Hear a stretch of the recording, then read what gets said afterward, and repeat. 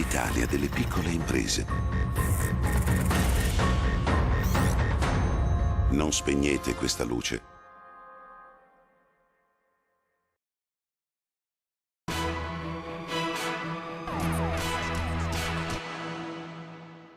Sono state presentate le realizzazioni di un progetto promosso per valorizzare le capacità di aziende artigiane del legno che hanno dato forma alle idee innovative di giovani designer, utilizzando esclusivamente materia prima proveniente dai boschi del Veneto.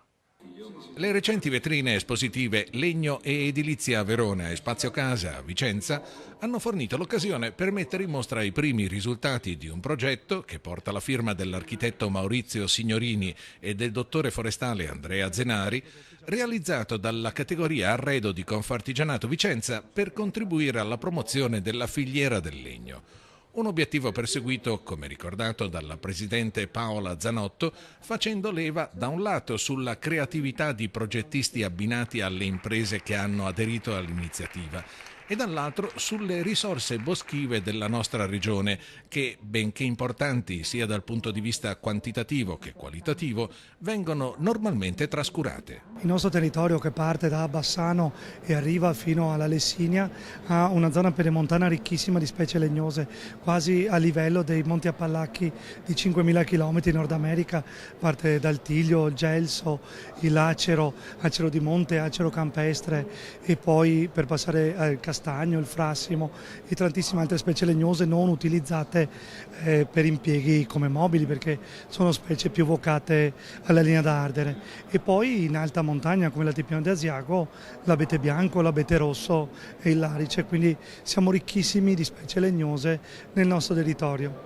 Ecco, questo che cosa significa per le imprese? Che vantaggi pone? Il vantaggio è avere dietro casa, nel bosco dietro casa, appunto il legno che gli serve per realizzare i pavimenti, i mobili, i serramenti e anche con abete e larice le travature per le case. Ecco, perché allora fino adesso si è andati all'estero?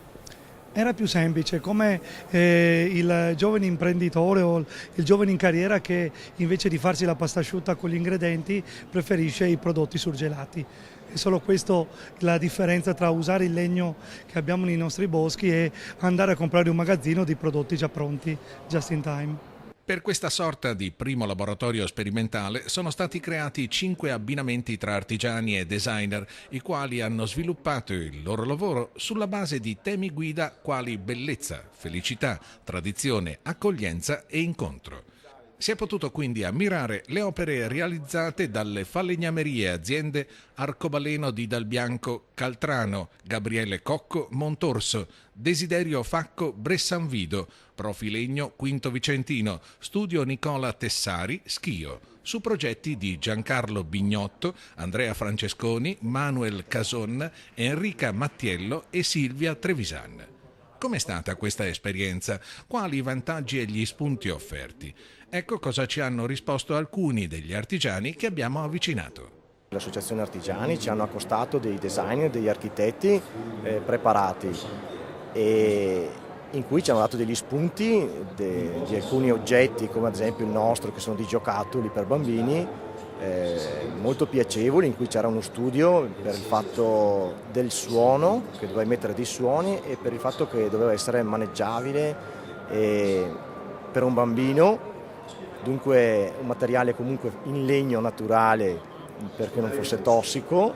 Abbiamo già avuto dei piccoli contatti in cui già ci hanno chiesto di riprodurre questi prodotti, e stiamo pensando appunto a una nuova linea che affianca già quella che abbiamo nella nostra falegnameria per la realizzazione di questi oggetti.